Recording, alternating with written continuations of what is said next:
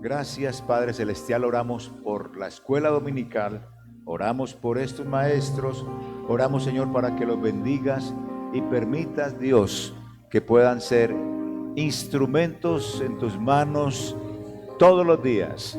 Se les enseña, se les instruye, guarda el corazón de ellos y guarda el corazón también de los maestros, de los directores, de la coordinación. Cuando se enseña tu palabra, Señor, que enseñen con la pasión, que enseñen con la devoción, que enseñen a amarte, a respetarte, a quererte. El resto lo haces tú, Dios. Damos gracias por este departamento y aquí continuamos, Señor, con nuestra alabanza y nuestra adoración. A ti, Padre, la honra y la gloria. Y por supuesto, Señor, oramos hoy por lo que va a suceder en nuestra nación. Hoy elegimos gobernantes y vemos, Señor, cómo ayer esa violencia en el Cesar, quemaron esa registraduría, asesinaron a la persona encargada allí y hay otras que están también, Señor, en grave consecuencia por la quemadura que hay en su cuerpo, Señor. Oramos, Padre, porque esta nación hoy pueda elegir sus gobernantes, que podamos elegir los gobernantes y que podamos tener paz, Señor, una paz que nunca se ha logrado ver. Dios, te pido por esta nación, que hoy, Señor, podamos ejercer libremente, sin presiones, sin situaciones anómalas. Bendice esta nación, Señor, tan abatida por toda la violencia, tan abatida, Señor, por la situación que se vive de incertidumbre, de inseguridad, de desempleo. Ayúdanos, Señor, que los que vamos a elegir estén en tu voluntad, Señor nuestro. Pero también, Señor, que podamos elegir conforme a la razón como cristianos. Elegir, Señor, aquellos que se acerquen más a ti, aquellos que uno pueda decir el menos malo, el que más se acerca a la vida, el que más se acerca a los valores, el que más logra o convence en cuanto a sus planes. Esta nación, Señor, no ha sido abandonada por ti y seguimos pidiendo por ella. Guarda, Señor, a cada candidato, independiente de la ideología, independiente del partido, independiente de su mover. Guarda la vida y la integridad de cada uno de ellos, porque, Señor, es un ejercicio democrático, libre, y gracias a Dios porque estamos en una nación con estas condiciones, una nación libre. Amamos esta nación, queremos esta nación, Señor, y pedimos la paz, Señor, que haya empleo, que haya buena salud, que desde los entes gubernamentales se pueda, con todos los que van a salir hoy elegidos, gobernar esta nación con paz, fortaleciendo el empleo, creando una seguridad en esta nación que se ha perdido, que con todos los gobernantes, Señor, que hoy se elegirán y se posicionarán en el 1 de enero de 2024, podamos tener una nación emprendedora nuevamente, con esperanza, con certidumbre de las cosas, y que sobre todo el pueblo cristiano, Señor, también sea razonable y piense por quién va a votar, por qué candidato. Señor, que la razón hoy en día en todos nosotros como lectores cristianos que tenemos razón y conciencia, podamos elegir, Señor, desde la misma Escritura, basados en tu palabra, basados en la experiencia, en lo que hemos vivido durante estos días y este año que se lleva de gobierno, Señor, que se pueda mirar y comparar y también ser razonables y votar, Señor, con razón y con el corazón. Señor, sabemos que tú respetas la constitución del país y hoy elegimos lo que queremos, lo que deseamos, lo que pretendemos, lo que somos. Pero también tú puedes interferir como lo hemos visto en la Escritura, para elegir.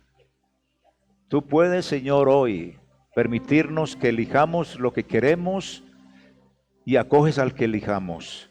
Pero también tú puedes intervenir como en esas ocasiones bíblicas donde pones hombres y personas para castigar o para bendecir. Pido por Colombia, Señor, en tus manos están. Pedimos por estas elecciones hoy. Bendice la nación, bendice la iglesia y que desde la iglesia podamos, Señor, ser una voz. Y a veces, Señor, simplemente por sacar partido de algo, por un beneficio personal, no pensamos. Ayúdanos, Señor, porque a veces la codicia o el deseo personal nuestro no nos deja ver las razones. Y te pido, Padre, que tu Espíritu nos guíe, y sobre todo a los cristianos, nos guíe, Señor, a votar. Gracias, Señor Dios. Pido por esta nación, pido por la iglesia para que siga siendo intercesora. Padre, te lo suplico en el nombre de Jesús. Hola, te damos la bienvenida a esta transmisión originada desde el Ministerio Verdad y Vida, sede Centro, en la ciudad de Medellín, Colombia. Te invitamos a disponer de este tiempo para aprender juntos de la palabra de Dios. Prepara un espacio libre de ruidos o distracciones. Ten disponible tu Biblia, libreta de apuntes, lapicero y tu mejor actitud. Y no olvides compartir esta transmisión para que el mensaje llegue a muchas personas. Encuéntranos en Facebook y YouTube. Activa la campanita de notificaciones para que estés enterado de cada una de nuestras publicaciones, que creemos será de mucha edificación para tu vida. Dios te bendiga. También a través de Verdad y Vida Radio. Bienvenidos y vamos con nuestro texto, primera carta a los Corintios, capítulo 4. Estamos en este capítulo, vamos a ir finalizando, vamos a leer dos versículos bíblicos. Primera carta a los Corintios, capítulo 4, versículos 6 al 8. Pero vamos a tratar en términos generales casi que lo que nos falta de todo el capítulo 4. Así que dice: pero esto, hermanos, lo he presentado como ejemplo en mí y en Apolos por amor de vosotros, para que en nosotros aprendáis a no pensar más de lo que está escrito, no sea que por causa de uno os envanezcáis unos contra otros. Porque ¿quién te distingue o qué tienes que no hayas recibido? Y si lo recibiste, ¿por qué te glorías como si no lo hubieras recibido? Ya estáis saciados, ya estáis ricos, sin nosotros reináis, y ojalá reinaseis para que nosotros reinásemos también juntamente con vosotros. Amén. Entonces,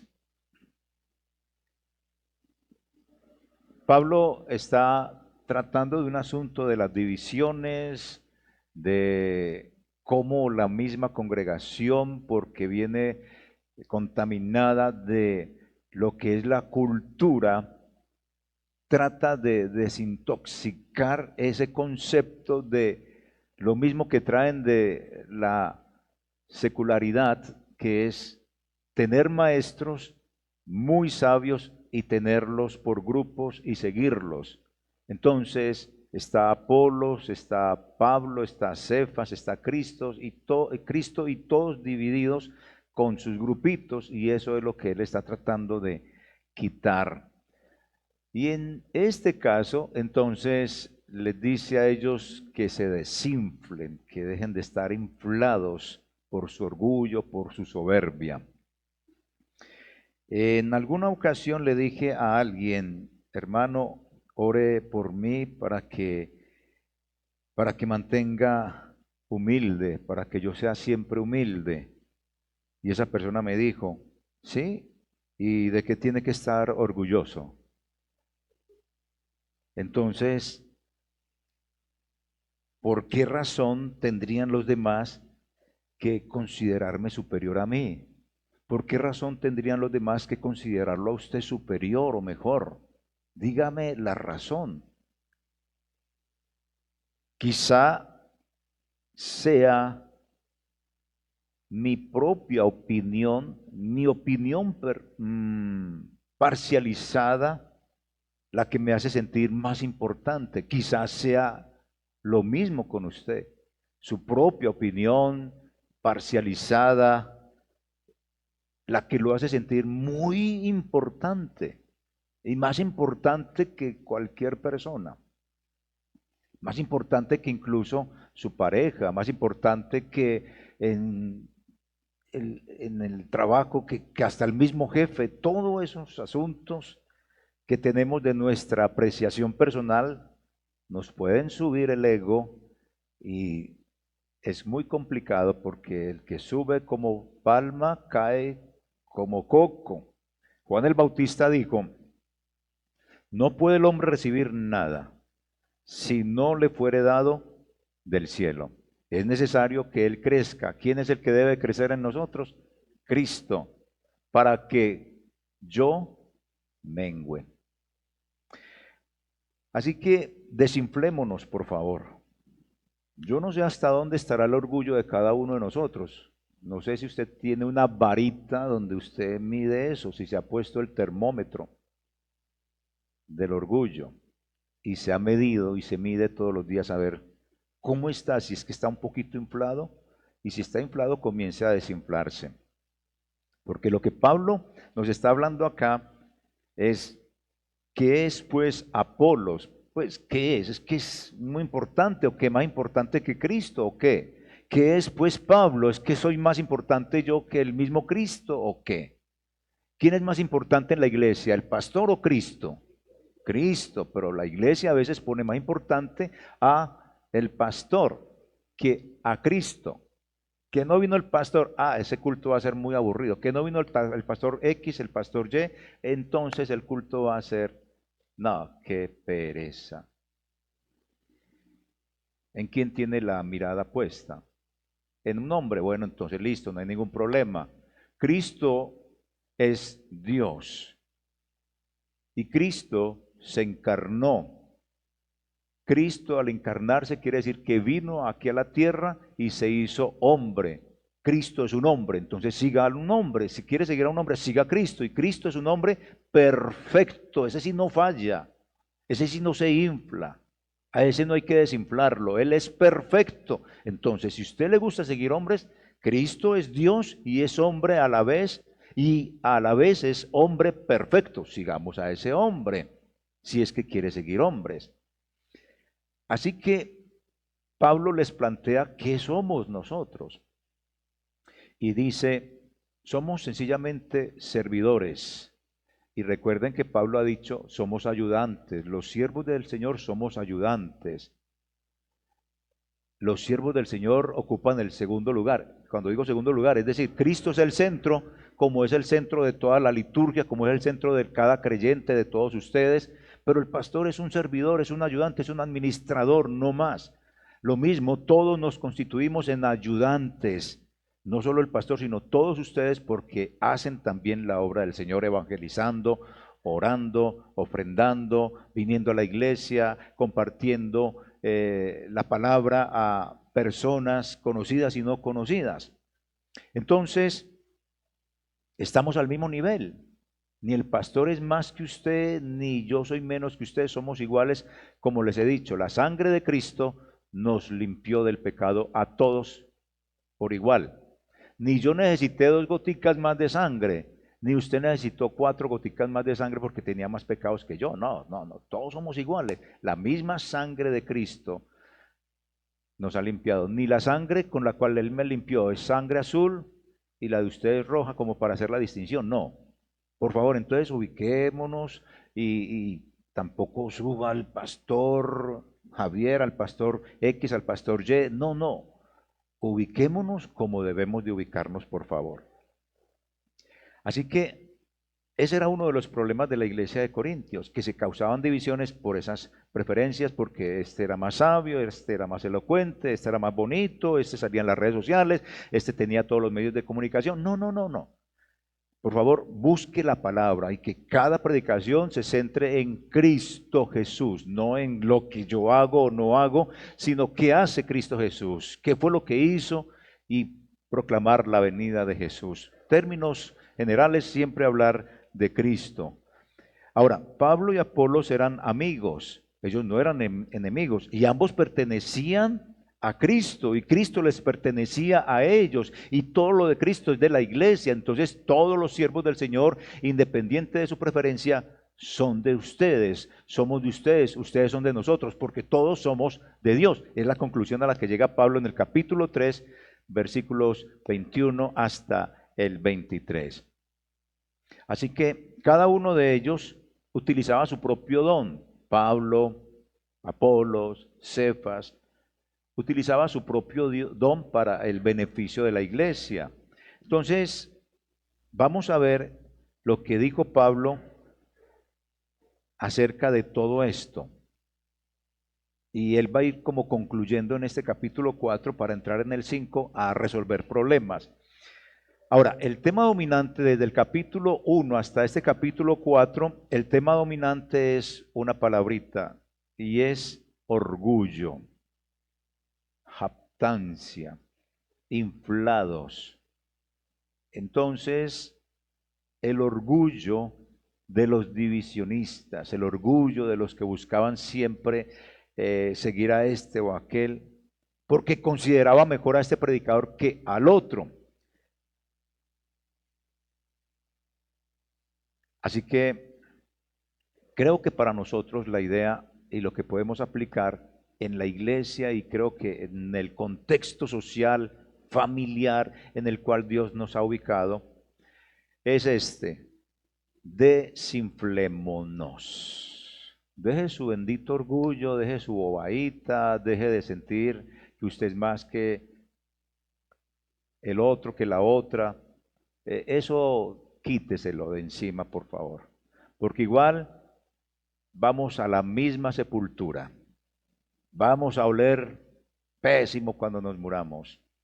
Si es muy bonito, muy bonita, si sabe más que el otro, si sabe menos que la otra, aprenda. El que sabe más, enséñele al que no sabe, y el que no sabe, aprendamos del que sabe.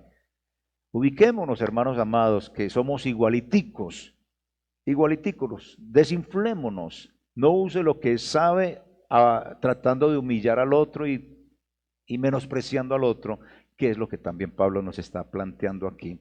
Pablo dijo que los divisionistas, o de ellos dice, cuando comienza acá en el versículo 6, por esto, hermanos, lo he presentado como ejemplo en mí, dice Pablo, en mí y en Apolos. Es decir, que ellos eran los que estaban siendo por la iglesia puestos como cabezas. Yo sigo a Pablo, no, yo sigo a Cefas, a Apolos. Él dice, no, venga, dice él, yo me pongo como ejemplo y pongo a Apolos como ejemplo. Ninguno de nosotros aquí usurpado un lugar de Dios, ni estamos dando mal ejemplo, no, mírennos que estamos dando un buen ejemplo, imítennos, somos ejemplo para que aprendan de nosotros. No hay que decir, no hay que hacer más de lo que dice la Biblia. Cuando dice allí en el capítulo 4, versículo 6, pero esto, hermano, lo he presentado como ejemplo en mí y en Apolos por amor de vosotros, para que nosotros aprendáis a no pensar más de lo que está escrito. ¿Qué quiere decir a no pensar más de lo que está escrito? Eso era un dicho que ellos tenían entre sí. Ese era un dicho de Corintios que, es decir, aprendan de nosotros, no hagan cosas que no nos vean hacer. Estamos siendo ejemplo. Entonces, él se coloca como ejemplo. Cuando usted vea pastores narcisistas, trate de tener un radar que lo identifique para que usted no se contamine. Y usted tampoco ubica a los pastores con el narcisismo. Es decir, no los vaya a ser narcisistas. Yo. No, aquí las flores son para el pastor o para Dios. Para Dios. Cristo siempre va a ser el centro de todo. Así que él y Apolos no están presumiendo de que un servidor de Dios es mejor que el otro. No. No hay nada que los haga a ustedes más importantes que otros. Somos iguales. en la relación de pareja, de familia, de hijos, de personas que trabajamos en una empresa, que venimos a la iglesia, somos iguales, por favor. Nadie es más ni nadie es menos. Somos esa perla preciosa que Jesús salió a buscar y que nos encontró y que pertenecemos por su obra redentora en la iglesia, a la iglesia. Entonces, todo lo que usted tiene, su talento, talento que no sé en qué podrá ser, en cantar, en aconsejar, en ser un buen trabajador en su casa, en la iglesia, en lo que sea. Es decir, todo lo que usted tenga, cualquier habilidad, cualquier don y don espiritual, porque aquí se habla también de talento que usted tiene, de hacer algo, de desarrollar como un don espiritual también, de los dones que habla y hablará más adelante la escritura, póngalo siempre a disposición de los demás. Póngalo siempre al servicio, porque usted y yo somos ayudantes de Dios. Los pastores, ayudantes y administradores, porque venimos y preparamos un mensaje y tratamos de dárselo a la gente, a la iglesia, lo mejor posible. Lo mismo hace usted. Cuando prepara un mensaje, le lleva a alguien, trata de servir bien el evangelio, presentarlo bien. Entonces estamos en igual condiciones todos. Así que ¿por qué presumen como si ustedes solo hubieran conseguido todo? Dice Pablo, les argumenta dentro del texto. Y Pablo también expresa que él, siendo un ejemplo, les expresa por allá a partir del versículo 11 hasta el 13, le expresa las debilidades que él tiene. Él dice, no, es que nosotros también tenemos muchas debilidades.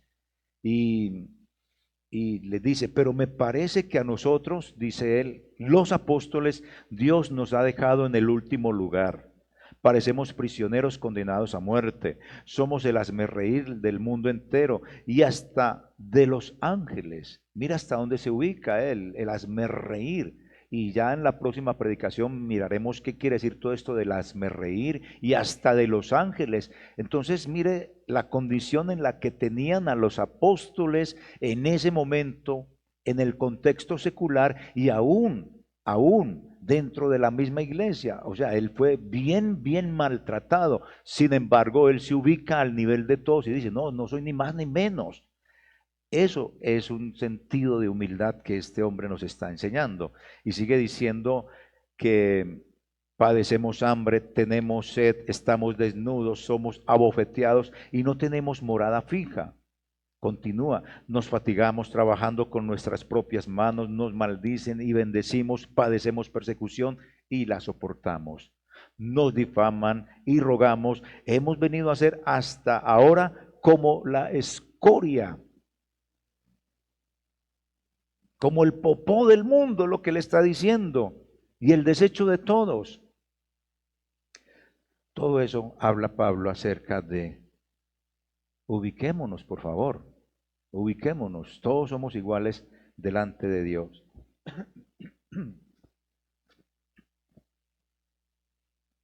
Así que en el versículo 6 nos está hablando de lo que ya comenzamos diciendo, abordó la raíz del problema. Versículo 6. Hermanos, me presento como ejemplo. Aborda el problema de lo que es el orgullo de los que se consideran mejor que los otros. Ese es el problema.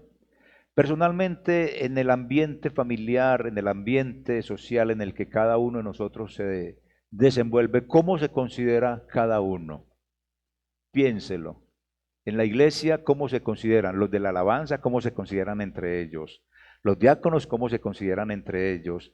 Entre los pastores, ¿cómo nos consideramos? Ahora, entre la pareja de esposos, parejas del hogar, ¿cómo se consideran? ¿El esposo se considera mejor o más grande que la esposa se considera mejor, más grande, humilla, maltrata o trata con amor a esos que están hacia alrededor?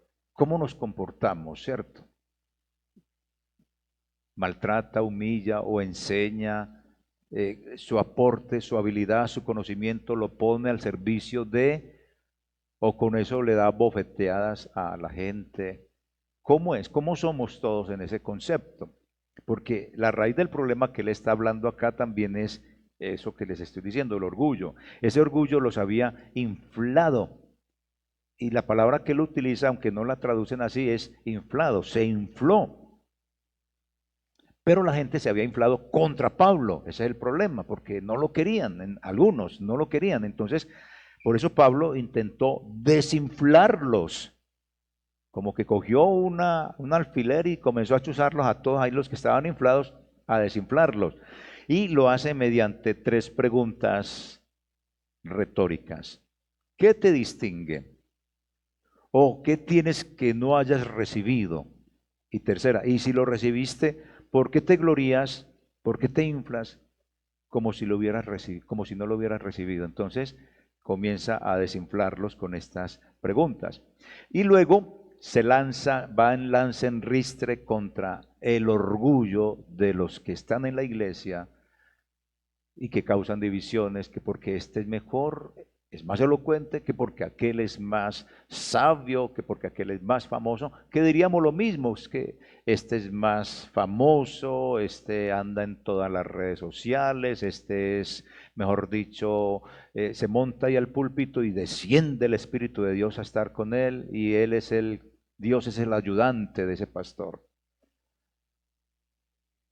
Entonces, miremos. Comienza con unos contrastes Pablo diciéndoles, vean, los inflados ya llegaron. ¿Los inflados quiénes son? Los que están en la iglesia, que son orgullosos, que causan divisiones, que quieren ser lo que ellos dicen, que no es sino lo que ellos piensan, punto. Ya están, dice él, ya están, listo. En cambio, él, Pablo como tal, es como un hombre condenado a morir en el circo. Dice, yo soy el hazmerreír, yo soy del que se burlan acá, que eso era lo que se hacía en el circo romano. Entonces él está trayendo a colación lo que está sucediendo y dice, no, yo soy el hazmerreír de acá. Los inflados son sabios, dice, porque ellos se consideran sabios, se consideran prudentes, se consideran honorables, sí. El orgullo no les cabía, porque era todo eso, y posiblemente sí, es que posiblemente muy sabios, prudentes, honorables, pero el cristianismo nos ubica, ¿o no? ¿A usted no lo ha ubicado el cristianismo? Antes de ser cristiano, de pronto lo que usted sabía lo usaba para maltratar de pronto, o era algo que a usted lo enorgullecía y lo hacía sacar pecho, pues, y taconear cuando llegaba a alguna reunión y hablar durito para que se dieran cuenta que estaba allí. Pero cuando llega el cristianismo, eso no lo ubica a usted. ¿Cierto que nos ubica? Ah, que porque yo tenía más platica, porque vivía en el barrio mejor, porque estudié en tal universidad, porque sé más. Entonces, cuando uno llega al cristianismo, Dios nos ubica. ¿Sí o no? No, eso no es para más, sino para servir. Entonces, puede ser que sí se tenga todo eso, pero la palabra nos va ubicando, porque ellos decían, somos sabios, prudentes y honorables, y entonces a él lo catalogaban de insensato, de débil, y lo despreciaban, porque pues todo el conocimiento que tenían, y este sale con una sabiduría de un Dios que es como loco, que un Dios que viene de los cielos, desciende a la tierra, muere por las criaturas que él mismo hace, no le pide nada a cambio, sino solo el corazón, y Dios como tal, y muere Dios en su parte humana y en su parte divina, y muere. Eso es una locura. Y eso para ellos era incomprensible, como para nosotros es incomprensible que Dios haya muerto humanamente y divinamente, porque como nuestra mente es finita, eso no lo vamos a entender, y siempre decimos, no, Dios murió fue en su parte humana, pero no en su parte divina. Pero la Escritura nos dice otro cuento. Pero en esa locura no nos metemos todos, porque seguiremos conociendo al Señor en la medida que estudiemos la Escritura, y en la eternidad lo seguiremos conociendo siempre, siempre, siempre, porque Él es eterno. Nosotros tuvimos un principio de vida, pero Él es eterno, siempre conoceremos en la eternidad cosas de Dios cuando estemos frente a Él. Luego les dice y les hace una lista de las tribulaciones apostólicas, las que les acabé de leer ahorita, que lo abofetean, que es el hazme reír del mundo. Entonces hace todo ese tipo de listas y él dice, yo en este tipo de aflicción y de tribulación, yo me glorío, mientras que ustedes los inflados la califican de poca importancia. Débil porque no peca, pero para ellos no hay ningún problema. Por lo general, el que es sabio en su propia prudencia ve la palabra del Señor bajo sus parámetros. Y no es malo la ideología de género, no es malo hacer un montón de cosas que desde la parte moral la Escritura nos dice que es malo, pero desde su sabiduría muchos en la iglesia piensan que, en su propia sabiduría piensan que mentir no es pecado, pero mentir, así sea una mentira piadosa, es pecado. Decir algo y deshonrar a alguien y hacerlo con la intriga de dañar, eso es malo. Pero muchos de los cristianos en su propia sabiduría creen que eso no es malo, pero sí es condenable por parte de Dios. Así que la ironía paulina es devastadora. Los ubica a ellos en esa situación y él se ubica también. Él les dice a los inflados que se creían con un doctorado. Él les dice, ustedes tienen ahora todo lo que desean, ya son ricos y actúan como reyes, como si no necesitaran de nosotros. Ojalá de veras fueran reyes. Así nosotros podríamos reinar junto con ustedes. O sea, no pues tan sabios, tan prudentes, tan honorables. No pues hombre, yo me uno a ese grupo tremendo. Es irónico. No, pues sí. La mejorcita del barrio, la que tiene más platica, el mejor docente, el mejor pastor, no, el mejor papá, el mejor esposo, no, pues sí, con ese tonito y esa ironía, está diciendo, no, pues lo mejor para seguir, no. Es irónico, Pablo, ¿cómo nos consideran en la casa nosotros? ¿Mm? ¿Qué dice la esposa? ¿Qué dice el esposo? ¿Qué dicen los hijos? No, pues que papá, no, pues me maté aquí. No, qué esposo, no, pues qué belleza, no, pues qué mujer, no, mi mujer sí, qué excelencia, eso sí pues. Ay, Dios mío, bueno, pero es eso, se consideran prudentes en Cristo, fuertes y honorables, mientras que a los apóstoles los consideran, no, es nada, nada. Eso es lo que se está planteando en este texto, Pablo.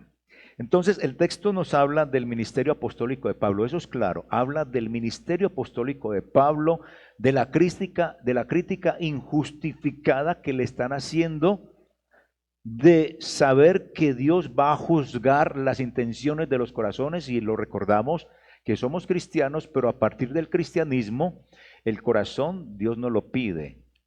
Dame, hijo mío, ¿qué? Tu corazón. Porque como cristianos muchas veces, o sea, somos cristianos, somos salvos, pero póngase a analizar, usted en el cristianismo, ¿cuántas veces ha hecho algo en la iglesia con rabia? Uno, ¿cuántas veces usted en la iglesia hace algo por sobresalir?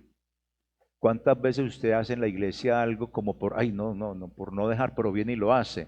Y todo el mundo ve que es un hombre y una mujer, no, que sabio, que prudente, que conocimiento de la escritura, hay que seguirlo, no, que ejemplo, y lo ponen de ejemplo, pero por dentro usted tiene otras cosas que no son tan sanas. Esas sí las examina el Señor, y eso Pablo lo está diciendo. Dios te va a juzgar por eso, no vas a perder la salvación, pero ¿cuál es esa intención que tiene por allá adentro? Entonces él lo está planteando desde el capítulo 1 hasta este capítulo, está planteando eso. Y luego dice que en el retorno de Cristo, Cristo quitará las tinieblas. ¿Cuáles tinieblas? Las que ciegan el corazón del hombre. Esto, aún siendo nosotros creyentes, hay unas tinieblas que ciegan, aún ciegan a los mismos pastores, a la misma iglesia. Entonces uno tiene que andar con la luz del Evangelio disipando esas tinieblas, porque, hermanos amados, el ambiente es malo en el sentido del diablo que quiere dañarnos, pero aparte de eso, que es la obra externa de las tinieblas que no nos quiere como hacer o dejarnos humillar y reconocer que necesitamos cambiar y que si estoy dañando al otro con mi forma de ser, aunque sea cristiano, eso en el ambiente externo lo llama tinieblas, pero las motivaciones del corazón, que son las peores, no hay peor enemigo que el de uno mismo, que no requiere reconocerse a uno mismo. Eso lo habla él acá y nos sigue diciendo que esas tinieblas las va a disipar el Señor Jesús cuando retorne en su segunda venida. Y nos dice también que no causen o no causemos divisiones, que no se infle nadie y que lo imitemos a Él. Entonces, mire, si Él llama la atención de todas esas cosas, de todas estas cosas, y nos dice que lo imitemos a Él, hermano, sí se puede. Él es hombre y pone a Apolo de ejemplo, y luego por allá en el versículo 17 dice a Timoteo, también lo pone de ejemplo. Así que todo eso es lo que Él nos está diciendo. Pablo se puso como ejemplo para que lo siguieran. Así que imitémoslo, porque él imitaba a Jesús. Y esta verdad de imitar a Pablo la podemos tomar, desinflarnos y ser ayudantes de Dios, sirviendo a la iglesia, sirviendo a los que necesitan del conocimiento bíblico, de su consejería, de su oración, de su talento, de su don, de su habilidad. Para toda la iglesia sería que todos somos ayudantes de Dios. Usted y yo somos ayudantes de Dios. Sirvamos a los demás sin inflarnos. Y que el que esté inflado, ¿qué tiene que hacer? Desinflarse para poder imitar a Pablo, que imita a Jesús, o directamente vayas a imitar a Jesús. Así que hay hermanos inflados en la soberbia, pero en la iglesia también hay iglesias en soberbia, ¿cierto? Que se creen pues la Coca-Cola en el desierto. No, hermanos, no es la iglesia, no es un pastor, no es una persona, es Cristo quien transforma. Nosotros no hacemos nada, somos el medio por el cual Dios hace la obra. Usted lleva el mensaje a su pareja, a su familia, Dios lo usa, pero usted no es el que transforma ni cambia. Entonces, eso mismo es lo que se debe de dar en la iglesia. La soberbia lleva a favorecer a uno contra el otro, a un pastor contra el otro, a un hermano y a un líder contra el otro. La soberbia hace que se jacten los hombres y esto nos mete en contiendas, nos mete en pleitos. De pronto estamos envanecidos o inflados en favor de un pastor y en contra del otro, como sucedió en tiempos de Pablo. Aquí no puede ni debe de suceder eso. Esto es para que cada uno de nosotros, los que estamos acá y los que nos están viendo y escuchando, analicemos cómo estamos en la iglesia con los pastores y con los hermanos, pero también analice usted cómo está con su familia y con todos los que le rodean. ¿Cómo somos? Al ponerse Pablo como ejemplo juntamente con Apolos, entonces es para que la iglesia y sobre todo los inflados aprendan a no saltarse el reglamento. Que aprendan a no saltarse el reglamento. ¿Qué quiere decir eso? Lo que estaba diciendo en el versículo 6. ¿Cuál es el reglamento? Versículo 6. Pero esto, hermanos, lo he presentado como ejemplo en mí y en Apolos por amor de vosotros, para que nosotros aprendáis a no pensar más de lo que está escrito. Ese es el reglamento. No piensen más allá de lo que está escrito. No se considere mejor que el otro. No, no se considere mejor que el otro. Es que usted puede hoy saber mucho y en el instante, podemos saber mucho y en el instante perder la memoria. ¡Ta! Como me sucedió a mí en abril. Por media hora yo me perdí, yo no sabía quién era. Media hora de mi vida quedé perdido, no sé qué pasó. Y le puede dar a uno una parálisis cerebral y perder el conocimiento y en qué quedó pues todo lo que sabía. Entonces compartámoslo, démoslo. Hoy podemos tener dinero, pero cualquier cosa y ¡pum! Desaparece, quedamos sin nada. Tenemos salud y ¿qué? Puede ser que ya quede postrado aquí y pierdo la habilidad. O sea, no nos ufanemos por lo que tenemos porque es un chasquido en los dedos de Dios y dejamos de tener. dejamos de ser, quedamos en las manos de los demás, a quién humillamos, a quién maltratamos. Toda esta situación de nuestra vida la tenemos que analizar y ver cómo nos estamos comportando con los demás. Así que, si en la primera parte Pablo está diciendo que andamos inflados, entonces la segunda es desinflémonos. En el versículo 7 con las tres preguntas que él hace. ¿Quién te cree que eres? ¿Quién te crees que eres? Pregúntese usted, ¿quién soy yo? O pregúntese así como Pablo dice, ¿quién te crees que eres? ¿Quién creo yo que soy? Pregúntese, ¿quién creo yo que soy? Es esposo, es pastor, es líder, es hija, es hijo, es mamá, es tía, todo eso. Sí, como seres humanos. Piénselo. Ahora, la caída original, que es la desobediencia de Adán y de Eva, ha hecho que todos tengamos una opinión demasiado alta de uno mismo, ¿o no?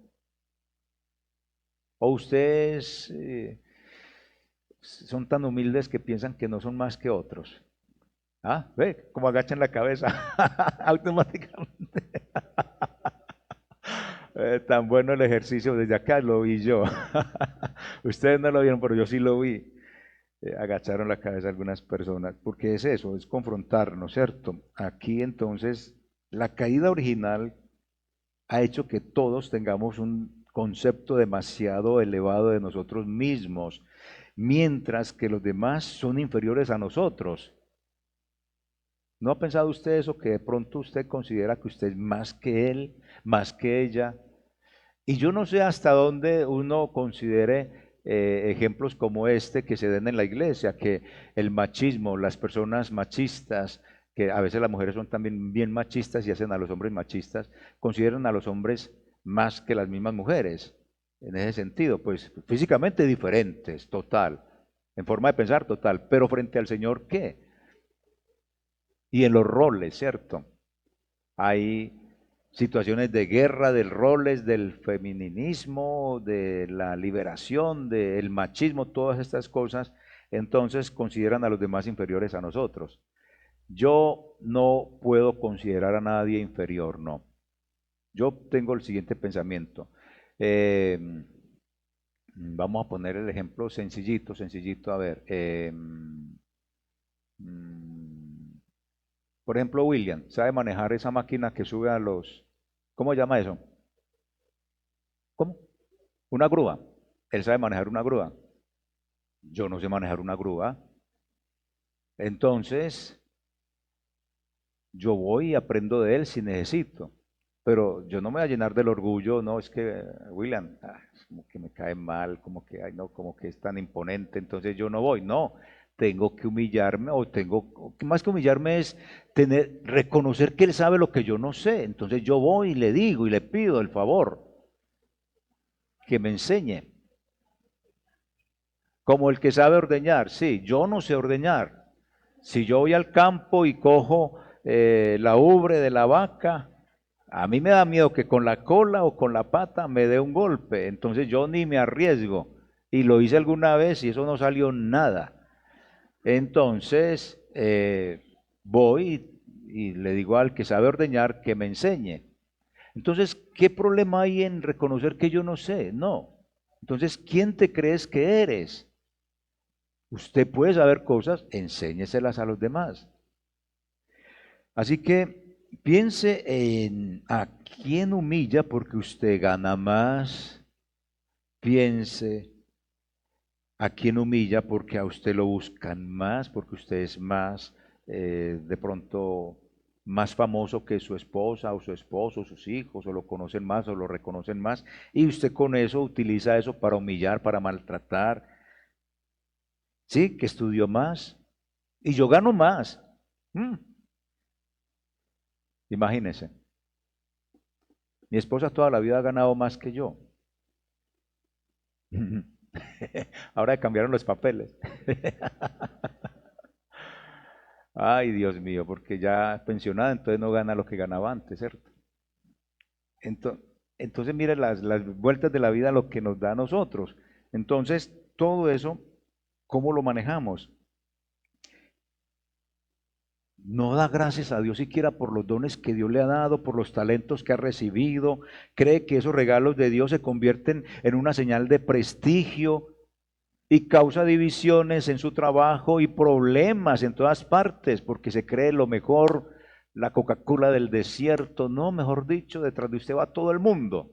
No, no. Entonces los creyentes inflados casi siempre tienen una idea inadecuada de sí mismo, ya sea porque han logrado las cosas por sí mismos o por su posición, pero tienen que reconocer que hay una condición delante del Señor.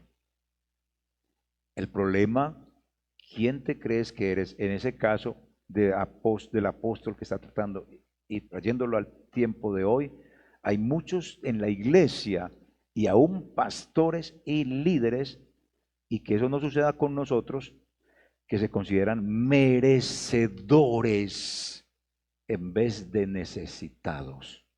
Todos somos necesitados, no merecedores.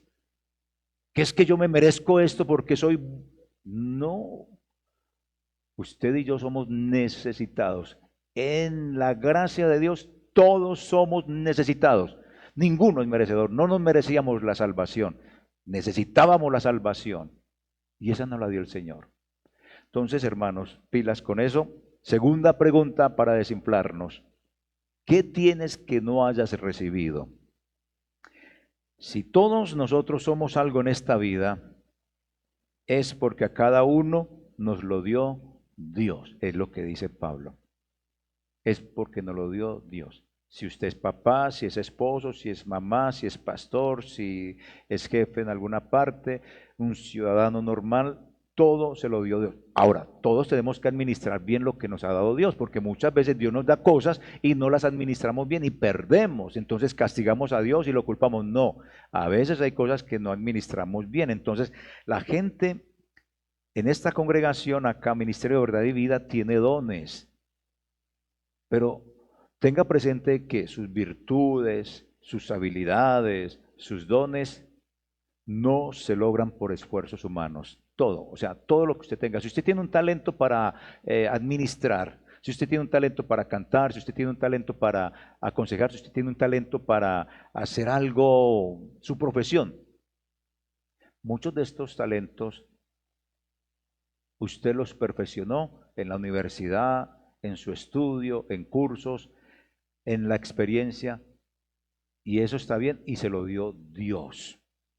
Si tiene dones espirituales, esos no los va a perfeccionar usted porque no son suyos, sino que son dados por Dios y son espirituales y se ejercitan en la iglesia. Y esos talentos, o esos dones, perdón, don de la sabiduría, don de ciencia, don de profecía, esos talentos, esos dones los da Dios y es Dios quien los perfecciona en usted. Usted no tiene que ir ni a una universidad, ni a hacer un curso para hablar en lengua, ni a hacer un curso para tener el don de la fe, que son dones espirituales, habilidades y dones. Las dos cosas son dadas por Dios. Reconozca de quién viene. No saque provecho inadecuado de eso para usted. Los dones no son patentados a nadie, son de Dios. Nadie puede decir, yo tengo este don y es mío. No, eso lo usa Dios en usted. Pero no es suyo, no es patentado.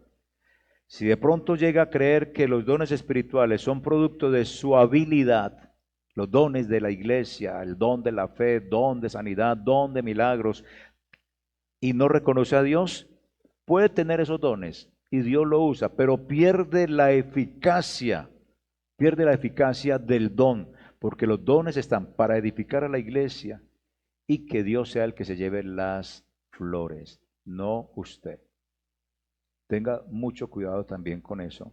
Cuando usted busca las flores en la congregación, el aplauso, que llegó el pastor tal, que llegó la hermana, el hermano tal, y usted se siente como el pavo real, ay Dios mío, entonces la cosa está peligrando, se ha inflado. Nadie puede patentar los dones de Dios. Tercera pregunta para desinflarnos. La primera, recuérdenla, ¿quién te crees que eres? La segunda, ¿qué tienes que no hayas recibido? O sea, todo lo que tenemos lo hemos recibido. Y tercero, ¿por qué te inflas como si no lo hubieras recibido? Si lo recibiste, ¿por qué te inflas como si no te lo hubieran dado? Jactarse o inflarse implica un logro humano. Es decir, el orgullo, eh, el inflarse o jactarse implica un logro humano y no reconoce la gracia de Dios. Yo creo que es aceptable la satisfacción personal, es decir, que uno pueda estar orgulloso. Es que nadie, o no estoy diciendo que no pueda uno sentirse orgulloso, como que no, es que yo me siento orgulloso de haber terminado mis estudios, yo me siento orgulloso de haberme casado con mi mujer, con mi esposa, yo me siento orgulloso de muchas cosas, pero es un orgullo que es como, digámoslo así, que es el logro humano, pero un logro donde yo reconozco quién me permitió todo esto. Sí, donde reconocemos de dónde viene, que Dios me permitió muchas cosas, le permite a usted también. Entonces, esos logros donde usted se esfuerza, Dios le va permitiendo todo eso, pero siempre reconozca que arriba de usted está Dios quien se lo permite. Entonces yo creo que es aceptable la satisfacción personal cuando después de mucho trabajo se logra algo. Sin embargo, en la vida cristiana el mérito es exclusivo de Dios. Dios nos da lo que nos falta. Los creyentes vivimos según la sabiduría de la cruz, pero los otros se empapan de la sabiduría de este mundo y se hacen reyes, dueños. Y por eso es que Pablo irónicamente les dice a estos, no, pues ojalá, no, pues ya son reyes, no, vamos a reinar con ustedes entonces, no. Por eso es que les dice irónicamente eso. Pienso que no hay peor peligro para un creyente, para uno de nosotros como hijo de Dios y para una iglesia que tenga una actitud de autosatisfacción, que se considere que tiene todo lo que puede esperar, como le sucedió a la iglesia de la Odisea en Apocalipsis. Autosuficiencia. Eso es un peligro.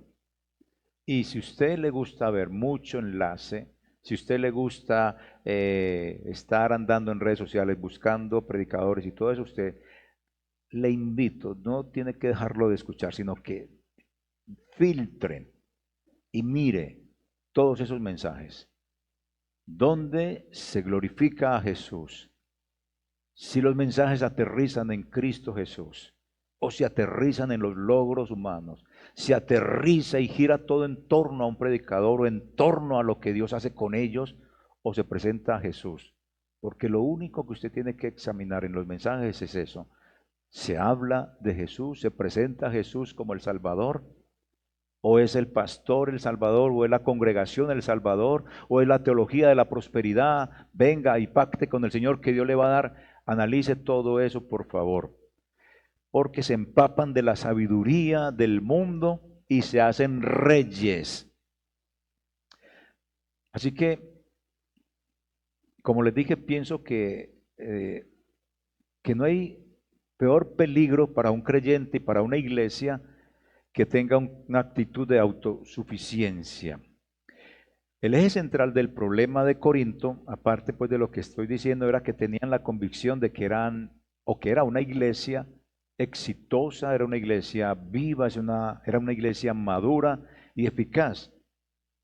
Eso se puede ver precisamente en su situación, porque eso era lo que se consideraban sabios y sacaban la sabiduría de la cruz, pero era la sabiduría de ellos. La iglesia no puede permearse con la sabiduría secular. La sabiduría secular es un elemento que nos sirve, pero es muy diferente esa sabiduría a la sabiduría de Dios. Es que la sabiduría de Dios es una locura. Es una locura. El Dios de los cielos, nuestro creador, vino a morir por nosotros. Y no nos pide nada a cambio sino el corazón. Y muere Dios en su parte humana y divina.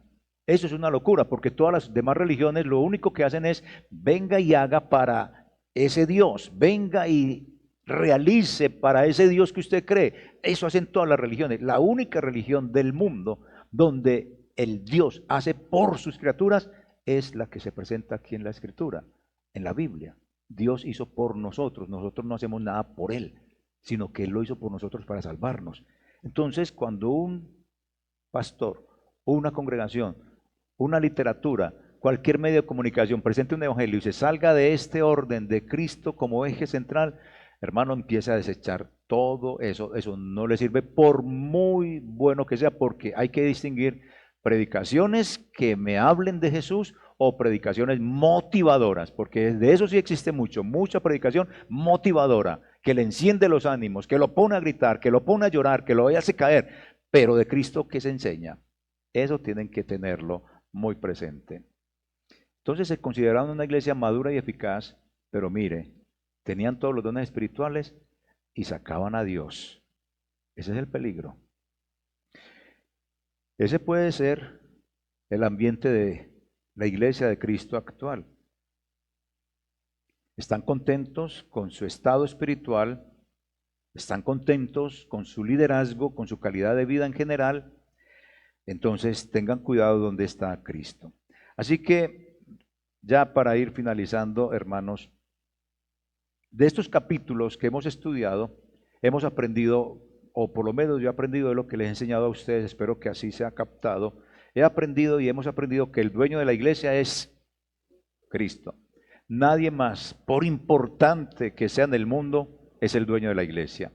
Dios no es el ayudante de los pastores, ni de nadie. Los pastores somos los ayudantes de Él y la iglesia somos los ayudantes de Dios. Aprendamos eso. Lo otro que hemos aprendido es que los ayudantes de Dios, los pastores, somos administradores que preparamos el mensaje para dárselo a la iglesia, para aconsejar, para presentar las verdades del evangelio. Otras cosas que hemos aprendido: todos los dones son de Él y debemos usarlos para el beneficio de la iglesia y no inflarnos ni recibir las flores. Las flores son para Cristo. Al final, tanto los pastores como todos los creyentes somos ayudantes de Dios, y la base de la evaluación de nuestra vida cristiana es ¿cuál? Dígame usted, la fidelidad, el número, la elocuencia, la sabiduría. ¿Qué es lo que examina Dios de todos sus ayudantes? La fidelidad. Ni el número, ni la elocuencia, ni la sabiduría, sino la fidelidad. Porque puede haber alguna persona que no sabe de la Escritura, sino lo básico, que Cristo es el Salvador, y enseña eso y es fiel al Señor. Pero puede haber alguien que sabe mucho de la Escritura, pero no le es fiel al Señor. Rajado en el asunto. Todos los recursos, todas las habilidades, todos estos dones son para alabar al Señor.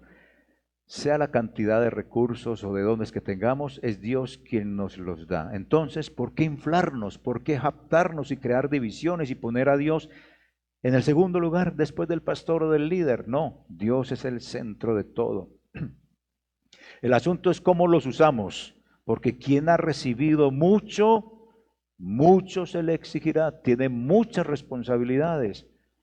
No usurpemos, también aprendimos, no usurpemos el puesto de Dios, porque no nos toca juzgar, y que eso sí lo hacemos, Ave María, juzgamos a todo el mundo, pero lo juzgamos ilegítimamente, no sobre razones, sino por supuestos, porque me dijeron, no, es fatal, es fatal. Sí podemos juzgar y criticar, pero con razones, con argumentos verídicos, con evidencias. Ni usted ni yo estamos en la iglesia para crear o mantener el buen nombre o buena imagen personal, no. El buen nombre y la buena imagen es la de Cristo.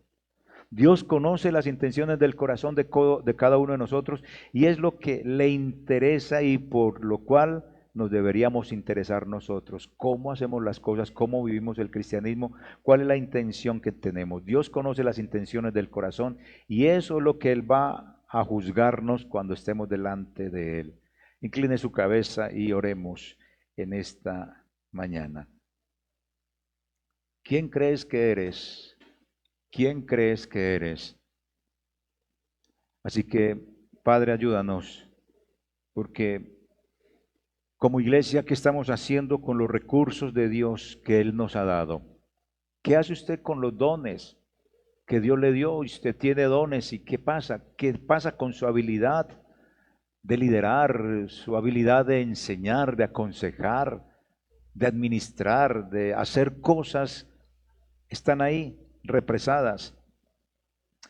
Piense si usted está en la iglesia trabajando para sí mismo o para la gloria de Dios. Si lo que hace es para el servicio a Él y el servicio a los demás, o para usted mismo o usted misma. Está aprovechando lo que Dios le ha dado al límite de sus capacidades, lo que sabe, lo que aprendió. No se quede con eso, póngalo al servicio de Dios.